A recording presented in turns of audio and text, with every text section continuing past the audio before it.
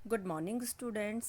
आज की इस वीडियो में हम होनहार बिरवान के होत चीकने पाठ पढ़ेंगे व समझेंगे। हमने कक्षा में पाठ को विस्तार से पढ़ा व समझा।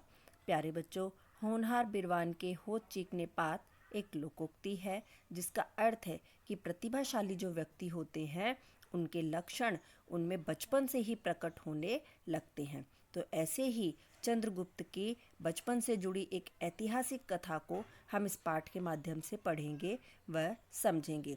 जब चंद्रगुप्त 10 वर्ष के बालक थे तो वह अपने अन्य मित्रों के साथ गंगा किनारे बरगद के पेड़ के नीचे खेल रहे थे। राजा राजा का खेल खेलते हुए उनके अन्य मित्र भी राजा के साथ मंत्री, सैनिक, दरबारी सभी बने हुए थे और भरी दोपहरी में सभी बच्चों ने खूब खेल जमाया हुआ था। अब 10 वर्ष के बने बालक जो राजा थे, उन्होंने चंद्रगुप्त ने बड़ी रोबीली आवाज में कहा अपने मंत्री से, जो उनका मित्र था और उसका नाम था विशाख। उन्होंने अपने मंत्री से पूछा, क्या हमारे राज्य में प्रजा सुखी है? तो जो मित्र मंत्री बना हुआ था तो उन्होंने कहा, जी महाराज, प्रजा आपका गुणगान कर रही है, किसी को कोई कष्ट भी नहीं है।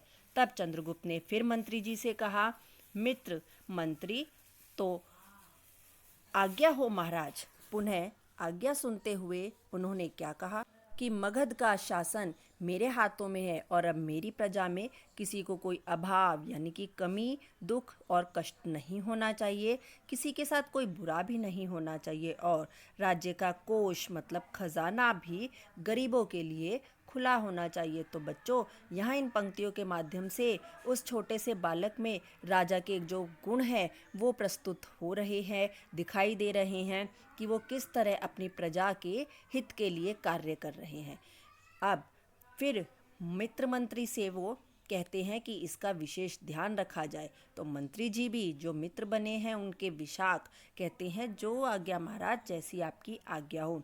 तो हमने भी कहानियों में पढ़ा और सुना, हमने टीवी धारावाहिकों में भी इस चीज़ को देखा है कि किस प्रकार एक राजा अपने मंत्रियों से और सैनिकों को आज्ञा देता है।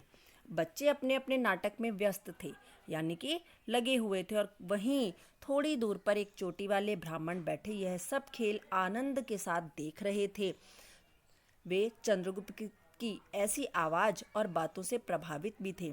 उन्होंने पास आकर चंद्रगुप्त को आशीर्वाद दिया कि आगे चलकर वह राजा बनेगा। अब खेल खेल में बच्चों ने चाणक्य को भी अपने खेल का एक हिस्सा बना लिया। अब बच्चे भी उनसे हट करने लगे, आग्रह करने लगे कि आप भी राजा से कुछ मांगिए। तब चाणक्य ने बच्चों की मंडली में शामिल होते हुए क्या कहा कि मुझे दूध देने वाली गाय चाहिए। चंद्रगुप्त ने उनका सम्मान करते हुए कहा कि ब्राह्मण देवता, आप एक नहीं 10 गाय ले, सोना चांदी हीरे जवाहरात जो चाहे मांगे, मेरे राज्य में किसी को कोई प्रकार की कमी नहीं है। मैं यही चाहता हूँ कि मेरी प्रजा और गुरुजन सभी खुश और सुखी रहें। चाणक्य यह सब सुनकर राजा बने चंद्रगुप्त 10 वर्षीय बालक की वाक्पटुता यानी कि बोलने की चतुराई और नेतृत्व यानी कि मार्गदर्शन करने की क्षमता से बहुत प्रभावित भी हुए। अब जो चाणक्य थे वो इसलिए भी खुश थे क्योंकि वे राजा नंद के दरबार से स्वयं अपमानित होकर आए थे।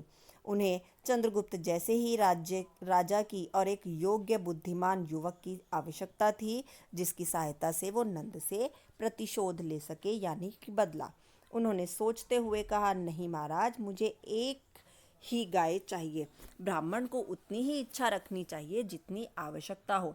तो चंद्रगुप्त ने अपनी दिलेरी यानी कि बहादुरी दिखाते हुए कहा, जाओ, खेतों में गायें चर रही है, आपको जो गाय पसंद हो आप ले लीजिए। अब जब दोनों की बातचीत हो रही थी तब चाणक्य ने कहा कि यदि गो रक्षक गायों की रक्षा करने वालों ने मुझे रोका तो। तब चाणक्य से चंद्रगुप्त ने कहा कि हमारे राज्य की सीमा में ऐसा कोई भी नहीं जो आपको रोके। चंद्रगुप्त की आज्ञा का उल्लंघन यानी कि आज्ञा को कोई भी नकार नहीं सकता। उल्लंघन का मतलब होता है न मानना। आप निर्भय होकर, निडर होकर जाएं और गाय का चयन करें, यानी कि चुन लीजिए। चंद्रगुप्त ने अपने सैनिक को भी आदेश दिया, इशारा करते हुए कि जाइए, ब्राह्मण के साथ जाएं और उनकी सहायता करें। चाणक्य सैनिक बने बालक के साथ बाहर निकलते हैं और इसी बीच वो क्या देखते हैं कि चंद्रगुप्त की माँ मुरा चंद्रगुप्त को ढूंढते ढूंढते वहाँ आती है। चाणक्य मुरा को बताते हैं जब वो उसकी माता से मिलते हैं कि इसकी यानी कि चंद्रगुप्त की हस्तरेखाएं बड़ी प्रबल है, बलशाली हैं, इसकी शिक्षा की व्यवस्था की जाए, इसका भाग्य अवश्य चमकेगा, यह आगे चलकर एक कुशल राजा बनेगा। तब मुरा भी यही चाहती तो थी, परंतु वह बेबस थी। क्यों? क्योंकि राजा नंद ने उसके पति को भी बंदी बना लिया था। चाणक्य की बातें सुनकर उसके मन में अपने पुत्र को कुछ बनाने की विश्वास और भावना फिर से जाग उठी। वहीं दूसरी ओर चंद्रगुप्त बचपन से ही बड़े निर्भीक और स्वाभिमानी थे।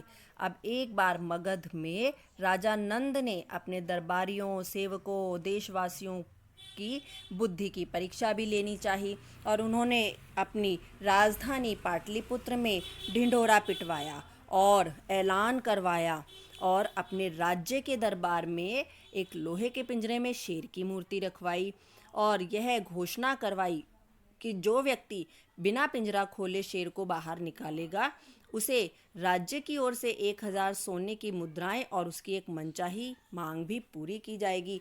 यह सुनकर राजा चंद्रगुप्त राजा के दरबार में पहुंचे और बहुत सारे अन्य राजा भी वहां उपस्थित हुए यह सब देखने के लिए। सभी ने बड़े ही जोर और शोर से अपने उत्साह का प्रदर्शन किया। सभी ने बहुत कोशिश की पर कोई भी सफल नहीं हुआ। तभी चंद्रगुप्त ने राजा नंद से कहा कि मुझे आज्ञा दी जाए, मैं इसे बाहर निकाल सकता हूँ। राजा नंद ने पुनः अपनी शर्त को बताया कि बिना पिंजरा खोले ही निकालना है। तब चंद्रगुप्त ने कहा, ठीक है, परंतु मुझे एक जलते हुए दीपक की आवश्यकता है। राजा नंद के आदेश से दरबार में जलता हुआ दीपक में मंगवाया गया। अब चंद्रगुप्त की बुद्धि का परीक्षण यहाँ पर देखने को मिलेगा बच्चों। उन्होंने क्या किया? चंद्रगुप्त ने एक जलता हुआ दीपक लिया और सलाखों के बीच में से हाथ डालते हुए दीपक को शेर के पास रख गया, क्योंकि वो बहुत ही बुद्धिमानी थे और दरबार में राजा नंद व अन्य दरबारी व राजागण यह देखकर प्रसन्न हुए, हैरान हुए कि उन्होंने जब जलता हुआ दीपक पिंजरे की सलाखों के बीच से रखा तो जो शेर था वह मोम का बना हुआ था और वह पिघलकर बाहर आ गया। इस प्रकार चंद्रगुप्त ने ना पिंजरा खोला और शेर भी बाहर निकल आया। अब राजा ने प्रसन्न होकर उसे 1000 सोने की मुद्राएं देने की घोषणा की। अब राजा नंद ने उनसे उसकी मनचाही मांग भी पूछी कि जो मनचाहे मांगो। तब चंद्रगुप्त ने कहा कि मेरे पिता को बंदी गृह से मुक्त किया जाए। बचपन से ही यहाँ इस कथा के माध्यम से हमें चंद्रगुप्त की बुद्धिमानी का और उनके साहस का परिचय मिला और वास्तव में यह उनके लिए कहना उचित है, सही है कि जो होनहार प्रतिभाशाली व्यक्ति होते हैं वे और उनमें छिपे गुण बचपन से ही दिखाई देना शुरू कर देते हैं। तो बच्चों, ये वही चंद्रगुप्त 10 वर्षीय बालक हैं जो बचपन में राजा राजा का खेल खेलते थे और यही आगे चलकर तेजस्वी, न्यायप्रिय और एक महान देश के सम्राट कहलाए। और चाणक्य, जिन्होंने उनकी इस अद्भुत विलक्षण प्रतिभा को देखा, वे चाणक्य ही उनके महामंत्री भी बने।